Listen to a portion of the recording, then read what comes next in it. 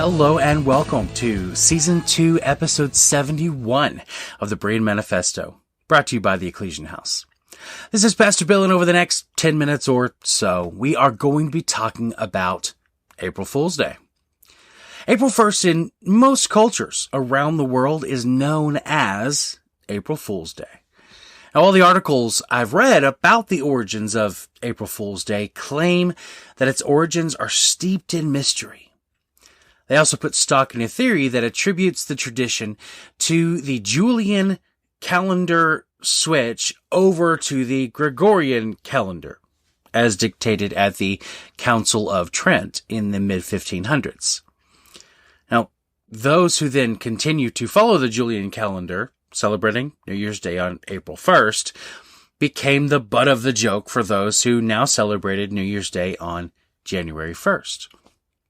With only a few spare moments and the rudimentary research skills taught to high schoolers, you can easily debunk this theory and its claims. First off, there are references to April Fool's Day as far back as the 1300s, some 200 years before the Council of Trent. Second, the Julian Calendar, instituted in BC 45 by Julius Caesar, starts its new year on the 1st of January. Now, there are some pagan sects, very few pagan sects, that recognize the beginning of spring as the beginning of the new year, despite what the calendar dictated. So, around the same time there as an April 1st New Year's. But to really understand where I'm going here, let's look at some history surrounding the Roman Empire and the Christian faith. Now, there's very little debate as to whether the Roman Empire crucified a man they called Jesus in or around 33 AD. It's historical fact that the followers of that man then exploded in number and were subsequently hunted down and mercilessly slaughtered wherever they were found by the Jewish authority of the day. It's well known that the Jewish people follow the Lunar Calendar that celebrates New Year's Day on or around April 1st, and the Christian Church inherited this calendar. In 64 AD, Roman Emperor Nero outlawed Christianity and proceeded to persecute, torture, and execute Christians in the slowest, most horrible ways he could imagine. And Roman persecution of Christians continued for almost the next 250 years until Christianity was declared legal in the Roman Empire. 10 years later, within one decade, in 323 AD, Christianity was declared the official religion of the Roman Empire. What isn't well cataloged is how the Roman Empire dealt with the cognitive dissonance between the Lunar Calendar, followed by the Christian Church, and the Julian Calendar, followed by the Empire. What we do know is that when the Catholic Church commenced the Council of Trent in response to the Reformation sparked by Martin Luther, one of the things they did was to introduce the Gregorian Calendar.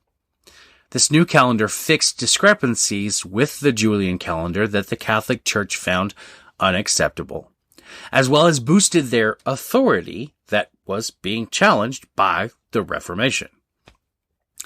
Now, there's a story told in circles when studying the early church about the origins of April Fool's Day. See if it sounds familiar. When Christianity became the official religion of the Roman Empire, the Christian Church adopted the Julian Calendar and began recognizing January 1st as New Year's Day.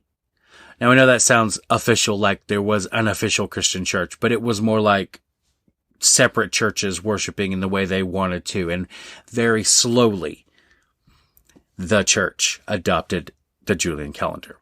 Now, even though some were adopting the Julian Calendar, there were holdouts who continued to follow the calendar they always had and continued to celebrate New Year's Day on April 1st.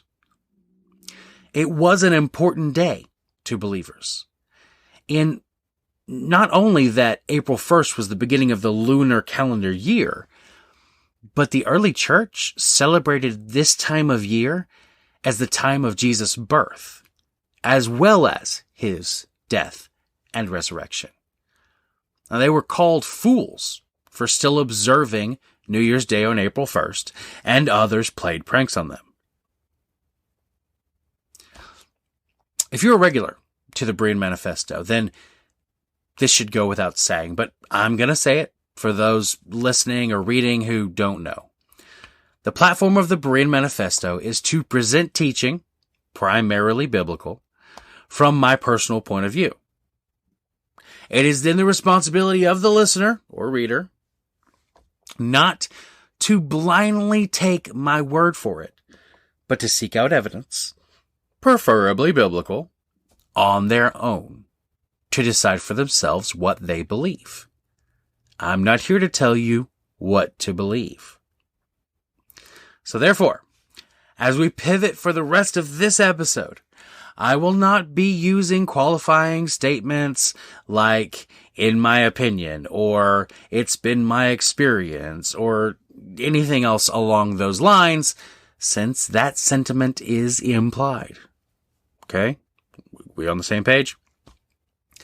For decades, there has been this running argument that its participants want to call a debate on whether there is a God. Now, he wouldn't be much of a God if he needed me to defend his existence. So I refrain from wasting my time in that manner. Now, on the one side of the argument, you have Christian apologists and the other atheists. And there are two types of atheists. The first is the one who says that for lack of evidence, they aren't sure there is a God. They're agnostic. Like Thomas, they have trouble believing without quantifiable evidence. And the second type is someone who truly believes there is no God. The fool. Now, I'm not calling them a fool. The Bible calls them a fool. Psalms chapter 14 verse 1 says, "The fool says in his heart, there is no God." Now, I'm pretty sure people like this don't actually exist anyway, or at least I've never found one. And Proverbs chapter 23 verse 9 advises, "Don't speak to a fool, for he will despise the insight of your words." So we're not really going to concern ourselves with that category. And my advice when encountering agnostics is to love. And when possible, to love extravagantly. In closing, I want to invite everyone to join me in transforming April Fool's Day into a new Christian holiday.